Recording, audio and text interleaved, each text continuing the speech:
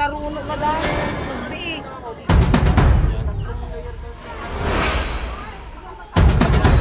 Nag-i-wire ganun, baka makuha. Ay! Ano, may palaman na baka sa loob. Palaman ka. Hindi na nakalit.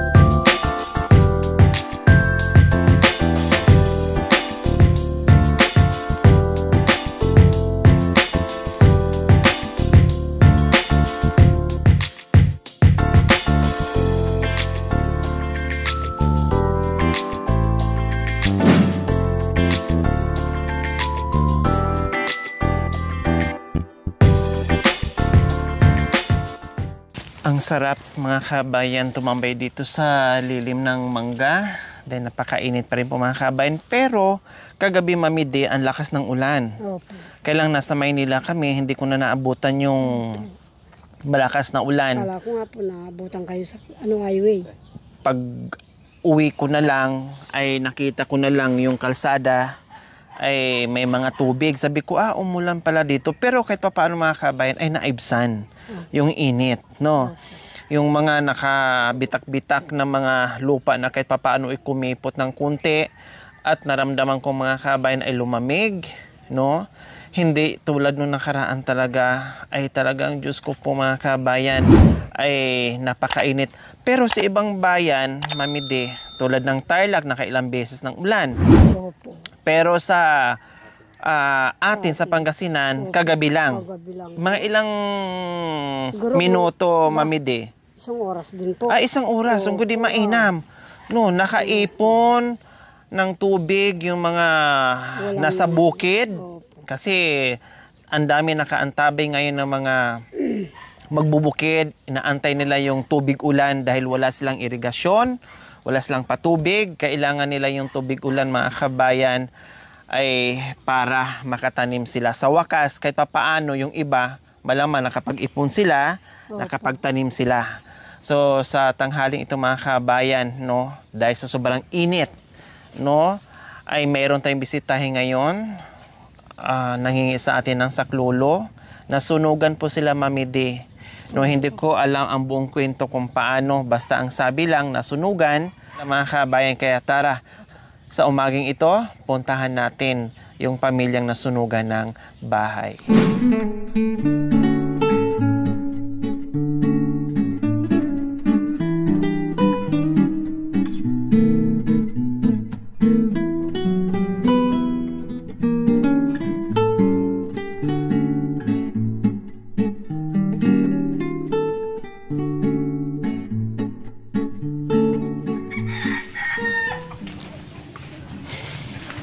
So yung bahay mga kabayan nasa looban pa. Medyo masikip na yung kasada, yung daan. Buti na lang kamo ay walang nadamay na mga kapitbahay. Hindi natin alam, no? Dahil dikit-dikit din po yung bahay dito. Yan po. No, may nakita na tayo, malayo pa lang tayo. Nakita na natin yung abo kung saan yan yung bahay na nasusunog. So ayan po mga kabayan, no? Okay, yung mangga lang ang nadamay, yung mga kahoy kahit paano ay malayo sa bahay. Mga kabahayan, ayun may malaking bahay doon, oh. Hello! Good morning po. Kunting kagat lang. Kayo po yung may-ari, tatay. Sa inyo po itong bahay na nasunog.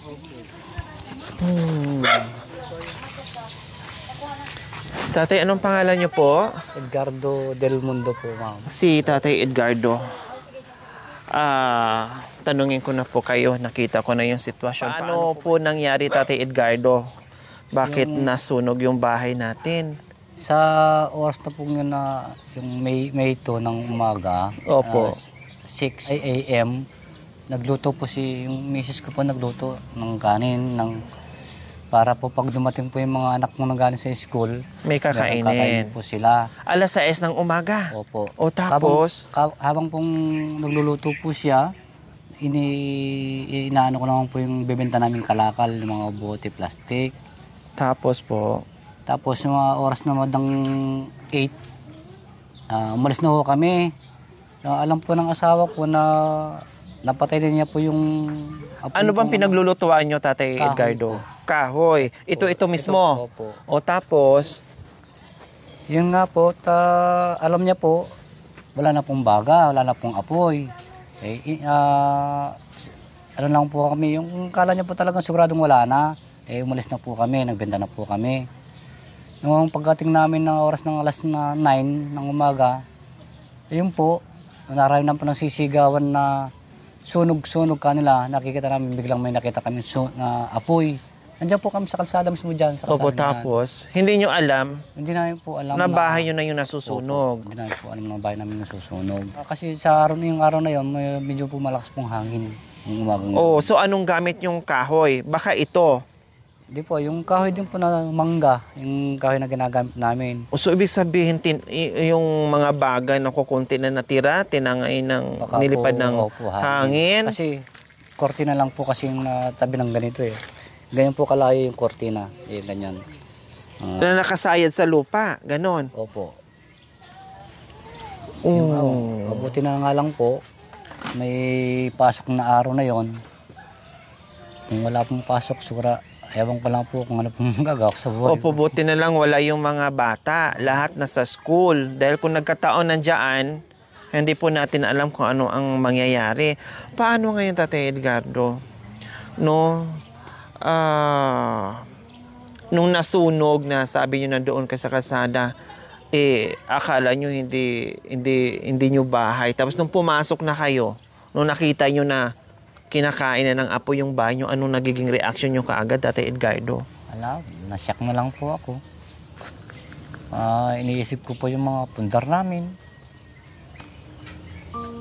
Yung pinanghirapan namin.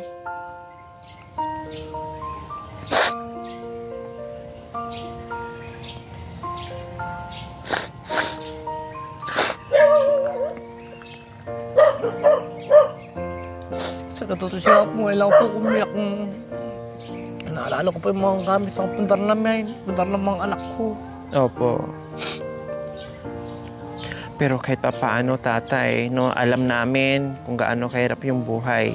Alam namin kung gaano kahirap magpundar ng mga gamit. Pero pasalamat pa rin po tayo na walang isa sa pamilya mo na nasaktan.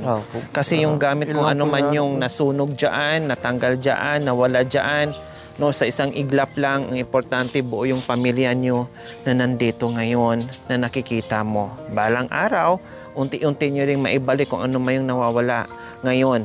Yun na lang talaga ang pasasalamatan natin, na walang isa sa mga anak nyo kayo nasaktan.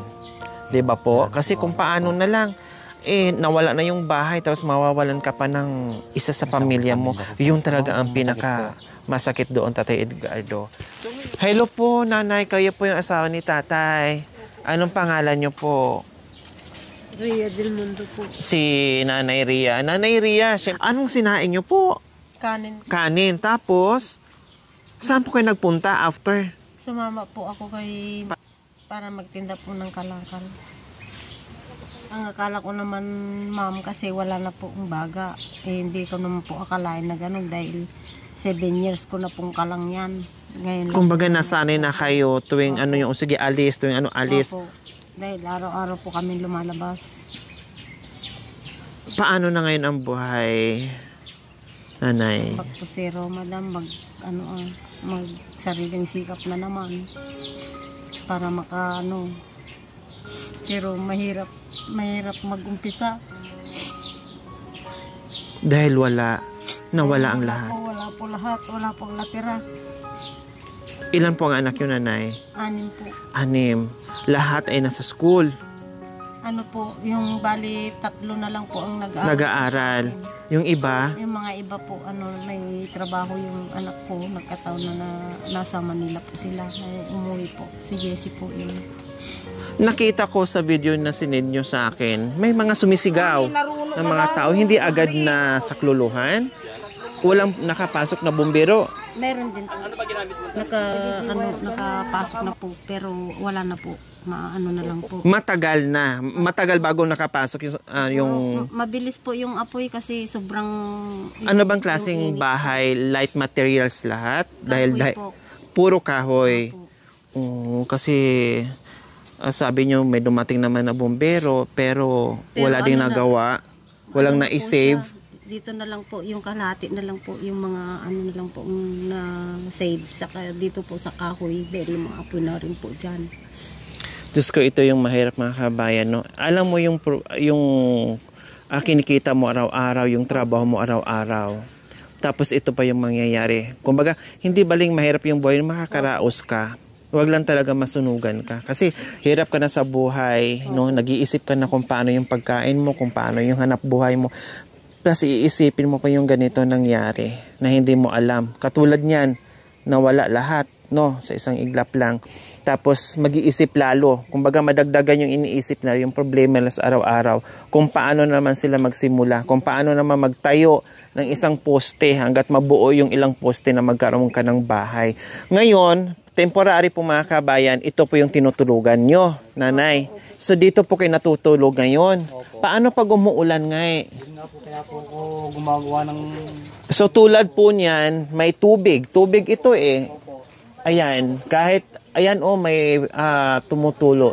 Tubig to mga kabayan, temporary, galing po sa barangay. Opo. So pinahiram po sa inyo muna para meron kayong kita paano paglagyan ng ibang gamit. So ito yung mga gamit na na-save nyo kahit papaano. Hindi po. Bigay po lahat po ng tulong. Lahat po yan. Lahat po yan. Lahat Okay. tulong po. So lahat itong nakikita ko ngayon ng mga unan, kumot, lahat bigay. Bigay po. Lahat po yan. Kasi wala talagang naisalba. Oh. Lahat po. Yan ang binigay. O, di ba? Yun ang sabi ko kanina, Tatay Edgar. Hindi baling nawala lahat yung gamit na yan. Kasi mapapalitan. Huwag lang isa sa pamilya nyo. Tulad ngayon, di ba? Parang akala ko nga, itong mga gamit na nakikita ko ngayon, parang bumalik na lahat. Halos. Di ba? Halos. Unless lang doon sa TV, kung meron kayong ref, yung mga ganyan. Pero itong mga basic na na daily needs nyo, yung pangangailangan nyo sa araw, gamit sa araw-araw, ay nandito na. So, ang problema na lang ngayon kung paano nyo maitayo yung bahay ulit para meron kayo masisilungan. So, ito po mga kabayan, temporary nila. Sa ngayon, no, yung mga gamit nila medyo lumuwag na rin yung dibdib ko kasi nakikita ko naman na to the rescue naman din yung ating mga kabayan, no, dahil alam naman nila na talagang kailangan nila yung tulong at yung barangay nagbigay na rin ng temporary masisilungan nila at ito dito sila nakahiga lahat. Yun nga lang pagdating ng tag-ulan katulad kagabi na napakalakas daw ng ulan, hindi ko nasila yung ulan din sa Maynila ako eh. Nabasa nga po kami kagabi. Super lakas daw. Paano yun? Kung di inanggi kayo? Opo. Nakaupo lang po kami kagabi. Kasi open lang siya. Opo. No, open lang. So, paano ngayon, Tatay Edgar, pag magsimula na naman ulit, paano o ano ang gagawin nyo, Tatay Edgar, na makabuo kayo muli ng bahay? Ngayon po, ang balak ko namin na doble magsikap po kami. Magtulungan po kami ng anak at asawa ko para makapagsimula ulit. Bukod po doon sa pangangalakal, Kuya Edgar, ano pa po yung trabaho nyo? Minsan po kung meron pong magpapa-extra ng paggawa ng bahay, mag-extra po ako. Marunong din po kayong gumawa ng bahay. Opo. Karpintero, kumbaga. Opo. Mas ng kalpantero po, ma'am. Pero nakafocus po kayo doon sa pangangalakal. Kumusta yung mga anak? Mabuti naman po. May mga trabaho naman, may pamilya na rin yung iba. Yung pong tatlo po, meron na pong pamilya. Oh. Ito mga na sumusuporta rin kahit konti pa paano. Nasa malayong lugar nakatira o dito din? Ayun po sila. Sila. Ayun po. Ayun. Oh, panganay mo? Panganay ko po, yung pangalawa po nasa Santa Lucia. Ayun po ang pangatlo. Ito po yung pangapat. Ay, pangapat po yun po. Ito po yung panglima. Ito po yung bunso ko. Ayun po yung dalawang apo ko. Yung pagsipa po na pag-usapan ho namin na nagkumpul-kumpul kami. Sinabi ko po sa kanila, panibagong buhay tayo at magbagong buhay din kayo. Magsimula tayo muli. Pagsikapin natin na makabutay ng masayang pamilya ka sa kanya. Na sana hindi na mauulit to. Ito ang isang aral sa atin sa kanila. Na lahat ng bagay ay kailangan doble check, doble ingat. Opo. Kumbaga, dahil ang disgrasya ay talagang hindi mo masasabi kung hanggang kailan. Pag uwi nila galing sa school, galing sa trabaho, galing sa pangangalakal, ay abo na. Opo.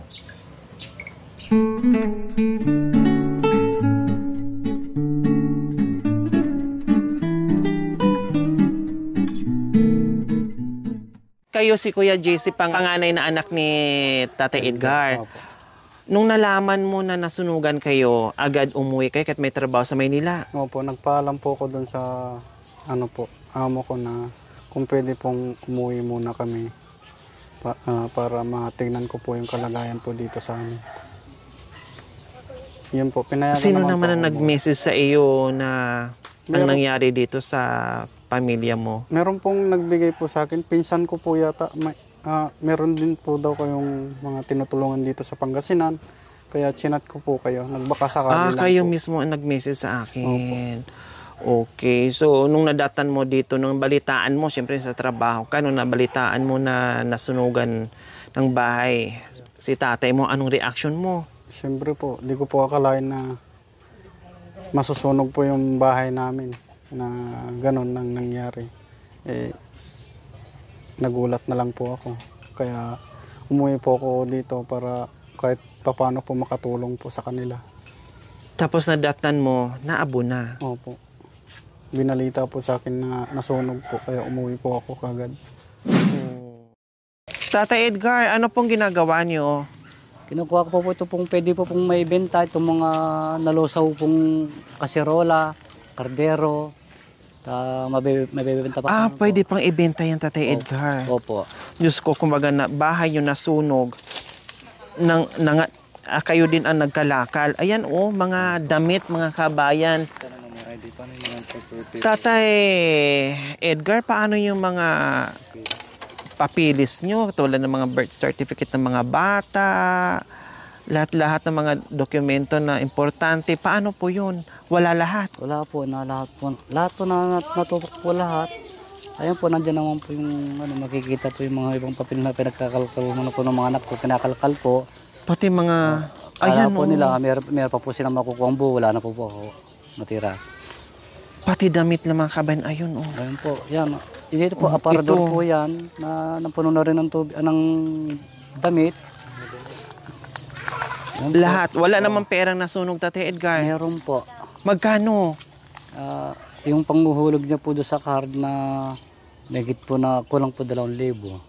Ano. Ay, Diyos ko, ang 2,000 para kay Tatay Edgar, napakalaki na yon sa ginagawa yung pangangalakal.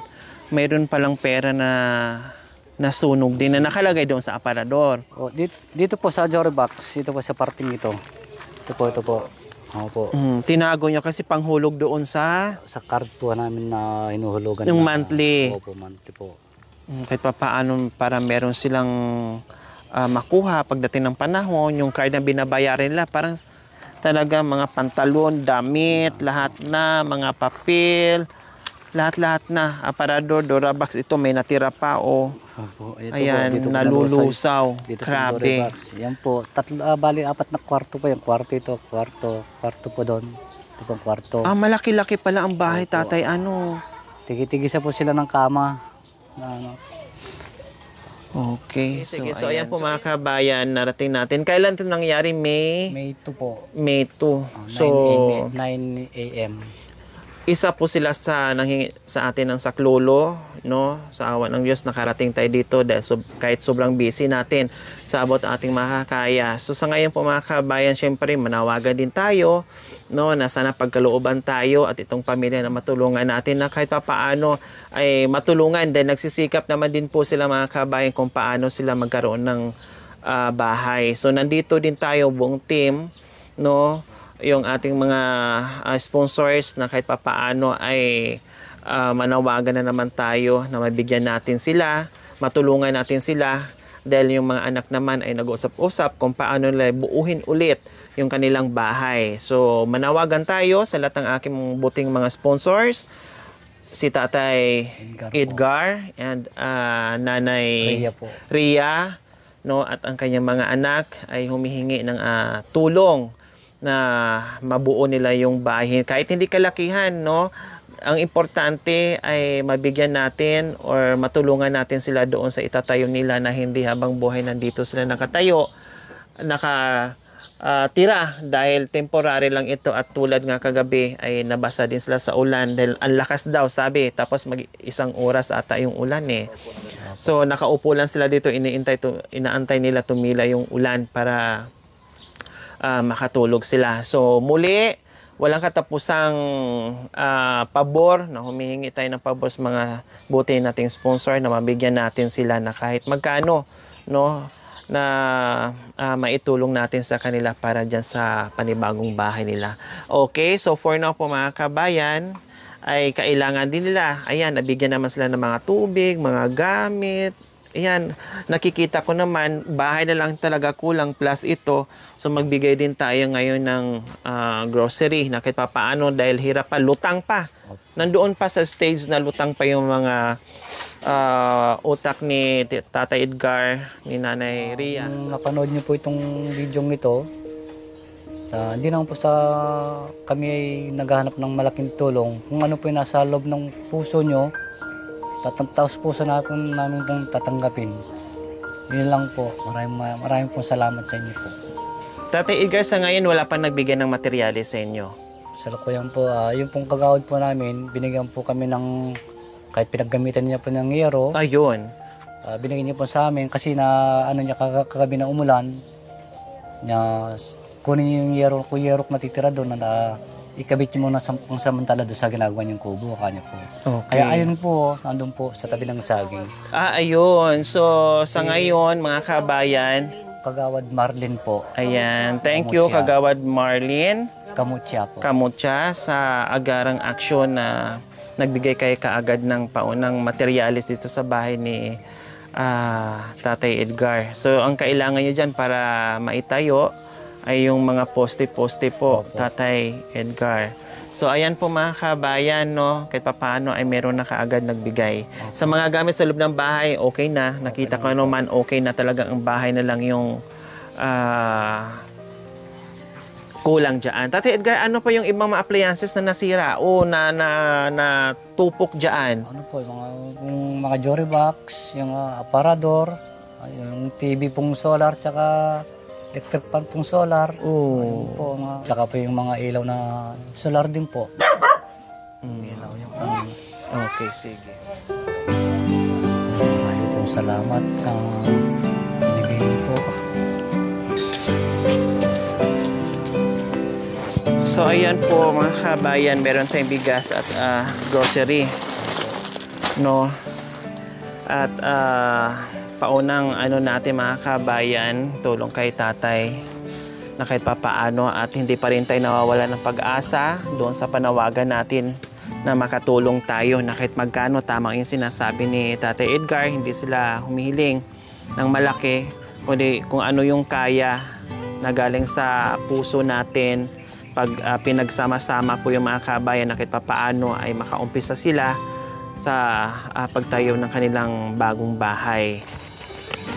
Magbigay ako ng pangbili-bili nyo ng ulam, tatay. 2,000 po. Tapos itong groceries. Salamat po. No, basta dasal lang tayo. Huwag tayong mawalan ng pag-asa. At meron ding tutulong sa atin na kahit papaano ay mabuo natin yung bahay nyo. Opo. Ha? Okay. So, ayan po mga kabayan, napuntahan natin sila Tatay Edgar Del Mundo. Nakita natin yung kanilang sitwasyon na talagang kailangan nila ng pagmamahal natin. Kaya please, matugunan man lang natin yung kanilang kahilingan na makabuo sila ng bagong bahay. Kahit simpleng bahay po mga kabayan, ayos na po yun. Ang importante, may masilungan yung pamilya. Okay, syempre magpapasalamat tayo sa pauna nating biya dito kay Tatay Edgar. Maraming salamat po, Ma'am Ana May Hukutan, Gasmin from Alaska, USA. Maraming salamat po sa inyong ginito ang puso. Nawa ipagpalain po tayo ng Panginoong Diyos araw-araw. Nawa ibigyan po tayo ng kalakasan ng katawan sa araw-araw. Nawa ibigyan po tayo ng mahabang buhay. Pang sa ganon, marami pa tayong matulungan ng gaya Salamat nila. sa nagbigay, itong binigay po sa akin.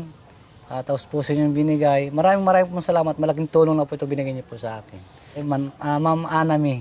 Ayan. Sana po yung mga handang tumulong po sa amin, kahit konti lang po, dahil walang-wala po talaga. Back to zero po kami. Yun lang po. Salamat. So ayan po mga kabayan, sinabi ko kanina, naglagay sila ng lagay ng damit, temporary, para hindi daw mabasa. Tulad yan, nabasa yung lahat ng mga binigay. So ito yung tinayo nila. No? Parang buho lang. Kawayan? Po, Kawayan talaga. So dito nila ilalagay. Kasi nga, mayroon nga nagbigay na yero. Ayun po, oh. Naggamit na yero. Na kahit papaano ay meron silang magagamit temporary. So ayan po mga kabayan. Pag once na natulungan natin sila mga kabayan, hindi na sila dito magtatayo. Dito na rin sila. Tama po ba, Tatay Edgar? Maayos na po na hindi na po mababasa o mababahaan. Opo, so dito na sila maglalagay. Kaya please, tulungan natin sila mga kabayan. Mabigyan man lang natin ng kubo o light materials. No, kung pwede nga lang maglagay ng kubo dito, yung native na, kailang hindi pwede po mga kabayan kasi walang madadaanan. Kasi ang nangyari kasi, mga bahayan, tapos meron lang iskinita, and then ito na kaagad. So hindi makakadaan yung bahay kubo na yari na. Talagang magbubuo sila na kahit papaano. At buti na lang kamo mga kabayan, hindi dikit-dikit. Kasi kung diyan nangyari, wag naman sana. Ay naku, maraming madadamay. No, buti dito malaki yung space kasi itong lupa ay caretaker sila. No, sila nagbabantay dito. Okay, sige tatay. Basta gano'n na lang po ha. Opo, Pray maraming tayo, huwag tayong salamat. mawala ng pag-asa. Okay, dito na kami ha. Bye-bye, bye-bye. Salamat Bye-bye. po. Bye-bye. Maraming po salamat. Walang Hindi ano na man. po kayo makakakita. Okay lang. Salamat.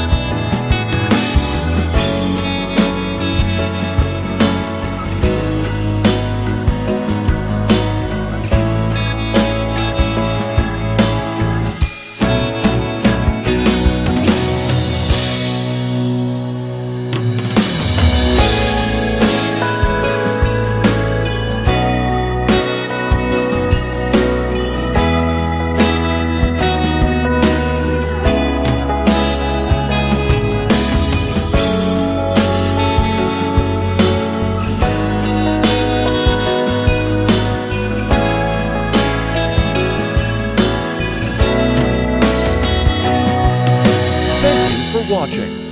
Don't forget to like, share, and subscribe.